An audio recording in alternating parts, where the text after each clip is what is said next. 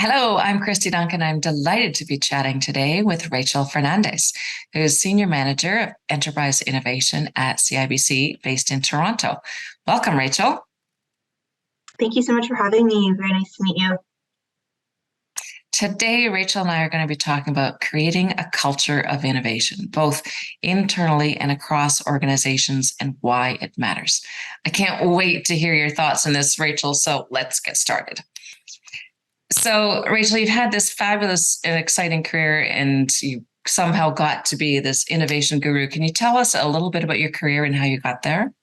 Yeah, for sure. So I graduated from McMaster University. I did an undergrad in communication studies. So my background is really around how you can talk and communicate and drive effective connections with people. That's how I like to look at it. And so I started out in sales. So my background is in marketing and content marketing sales. And then I joined CIBC, and I was lucky to lead our marketing communication strategy for our innovation team. And since I've joined CIBC, I've really grown into the innovation team specifically, and I've been here my entire career at the bank. And I've held a variety of roles and really evolved from focusing more on the marketing communication side. And then in the more recent years, I've shifted into more strategy and technology and looking at how we talk about new technology within our innovation team at CIBC. So that in a nutshell is kind of the different roles and places that I've been. So cool. I love hearing how people got to these really cool roles. Thanks for sharing. So let's talk a little bit about innovation. We all know that it's so important, especially in today's fast moving environment. Can you tell us a little bit about how do you work to foster innovation at CIBC? Yeah, for sure. And I think it's a really cool question. So I always like to kind of start with thinking about what it really means for our team and our purpose when it comes to innovation at CIBC. So the approach that our enterprise innovation team takes, at a high level, CIBC's purpose is to make our clients' ambitions a reality. So by helping to ensure through a constant focus on providing innovative, leading solutions and experiences, we like to think about, what are the three things that drive innovation? So for me, it is there's people, there's technology, and then we always want to be laser focused on delivering real value. So if you think about people, we need our people to be equipped with the right knowledge and encouraged to, shift their mindsets and think about how they can actually approach being innovative and taking on that mindset. We also want to know about cool things we can use and how you can experiment. So functionally, to innovate, you have to try new things. So our people have to have the knowledge. They also have to have the attitude to want to experiment and test out different technologies and see how they can be used. And then it also brings me to the third component, which kind of wraps it all together. And that's really about how are we delivering value? So innovation isn't always about, the latest and greatest technology. It sometimes is the most simple thing, which starts with people. And how are we creating value for our end users and keeping them in mind, no matter what? And, this approach isn't necessarily unique to my team within CIBC. All of our product and business units are driven by the same purpose. And the way that we contribute to that varies on the team. But at the end of the day, we are aligned in that line. That's so interesting. That's fantastic. So we've got this innovation agenda now. Why does innovation matter? What theories or frameworks can you use to classify innovation? I wouldn't say there is necessarily a specific framework that exists or a specific way, to bucket it in that sense, because I do really think it is subjective to your industry and to your clients. So I think it goes back to what I said earlier about keeping people at the core of what you're doing. And I think that's something that, when you see a really cool product or a really cool, innovative experience, I think it starts with figuring out who's going to be at the receiving end when you're developing that. If you look at the financial services industry, for example, there are certain technologies that are driving innovation. If you think about blockchain, digital identity, they're shifting how we think about innovation. So it's moving quickly, and we do have to stay on pace. And, our entire mission and focus is around how we build that end benefit for our client, either directly or indirectly. And we have people dedicated on our team to research and strategy and understanding what new trends and technology are going to be relevant for our clients and our business partners. So I think it's all about, you develop a framework very unique to what you're trying to achieve towards the end user. So interesting. So we suspect that traditionally banks have not been seen as leaders in innovation. But can you give us some examples of how you work to change the culture to an innovation-driven mindset at the bank? So our innovation team within CIBC, we work cross-functionally across the entire organization. And so we have different areas of practice that are dedicated to driving different mandates within our organization. My specific area of practice is called strategy and engagement. And if I focus on how we approach the challenge of making CIBC an innovative organization. And this is where a lot of the work that I do makes the biggest impact. So fostering innovation requires you to do the work internally, educating your teams, providing opportunities to discuss and share experiences. But it also requires you to talk about it and establish strong partnerships and build an innovative brand externally. So all of this kind of falls into my wheelhouse, and I can give you some examples of some fun projects that we've executed in the last year that might kind of give you a bit more color into that. So one of our exciting programs is called the Future Now franchise, and this is deeply rooted in developing an innovative mindset for our people and our teams that drive better outcomes and exceptional experiences for our clients. So essentially what it is a monthly series where we bring in different leaders from across our organization, and sometimes we bring in external speakers as well. And we talk about a trend or technology and what's happening in the industry. And then we also loop in, what is CIBC doing in this space and how are we thinking about it? And I think the really cool thing about this program is that it gives our entire organization access to not only learn about a new technology or new trend, but also get insight into how are our leaders thinking about it? How is CIBC making headway in this space? And how will it impact the way that we work or the way that we provide solutions to clients? So it's a real interactive, fun, engaging program that we've created, and we've gotten a lot of great traction and a lot of really interesting speakers and topics that we've covered over the last 2 years since we've created it.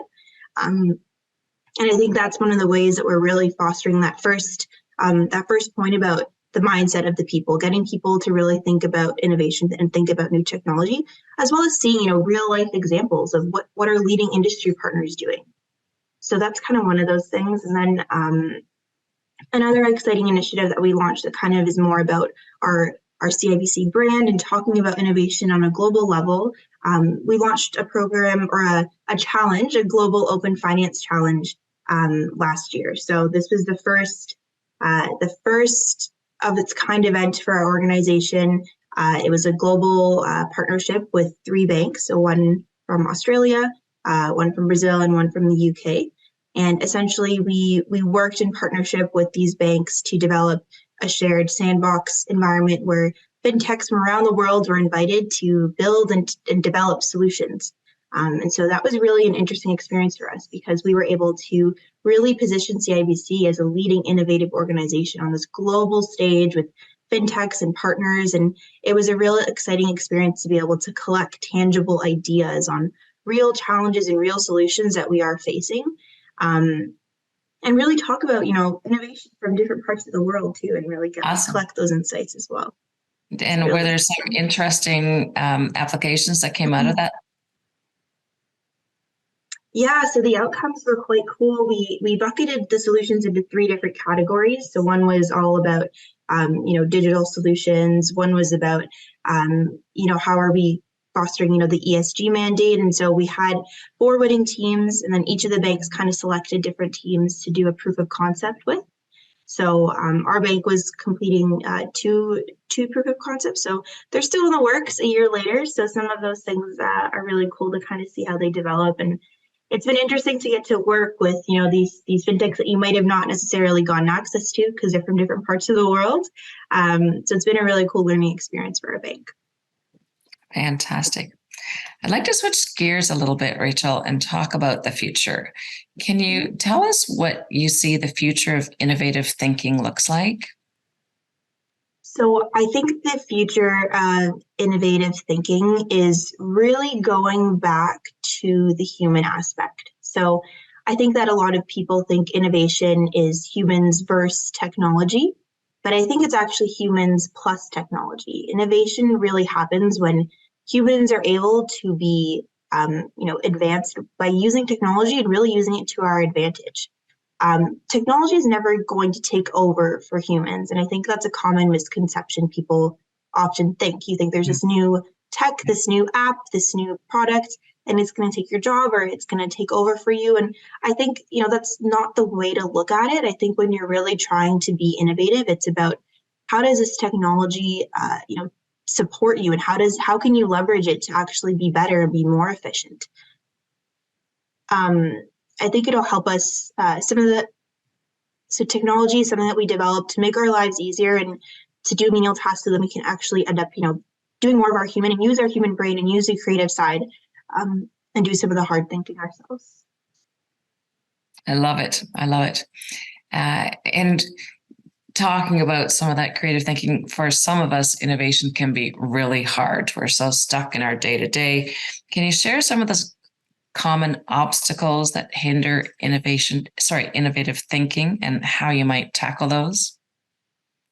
Yeah, so I honestly think the biggest challenge that people have to overcome around innovation is thinking that it's more complicated than it is, and thinking that it is, you need to know exactly what blockchain is and how it works and all these details about it. And I think it's important to know what the big new tech is, but in reality, I think it's a lot more about starting with a simple question, of who you're trying to provide value for. And I think when you get overcomplicated with technology and too many details, you kind of lose sight out of what you're really trying to do and what your purpose really is. So I think if you stay focused on, who is your end user, that helps you be able to be more focused in developing that innovation. So rather than starting with, I want to implement a blockchain solution, it's more about identifying the problem you're trying to solve and what your end goal is. So being, problems first, solutions second. That's a mindset that our team has always taken, since our early days. And yeah, so I think, some of the best ways to tackle those obstacles that you face is, remember your North Star, and always remember that simple is better. You might think that innovation might mean more, but innovation is only effective if it makes an impact. So the biggest risk of failure is getting too caught up in the technology and forgetting that at the end, a human person has to use it. Yeah, absolutely. So true it is. So how do you identify opportunities for innovation, Rachel? So with our purpose at CIBC, it's all about making clients' ambitions a reality. And we always strive to identify opportunities that can bring this to life. I always like to say, where is there not opportunity? So if you look at it, it could be everywhere. I think the bigger challenge is, identifying what the right opportunity is and what the right thing is to focus on, and the ones that fill that human need. So like I kind of mentioned earlier, innovation really starts and ends with people. So how do we do this? If you think about yourself, your friends, your family, what are new things that you want and need, or what are new things that you think could be improved? And that's where I think I often see a lot of opportunity or a lot of cool ideas that we get. It's about, I had a conversation with my grandfather and he had a problem, and this is where I thought of something new. So it's about those simple human connections that can often really build an innovative way to think about things. And yeah, so I think it's all about, thinking about what are new things that you want and need, figure out where the human problems exist, what technology is out there, and how can they be combined to make an impact. So it's really about the opportunity for innovation is really about matching new technology with the human need. And that's where I think the sweet spot for innovation potential really exists. Matching the need with the technology. So clever. This has been a great discussion, Rachel. Thank you so much for sharing. I'd like to close today with a question that I ask all of our guests on Pause for Payments. And that is, All right. Career advice. If you were giving career advice to the rising stars in our audience, what would that be?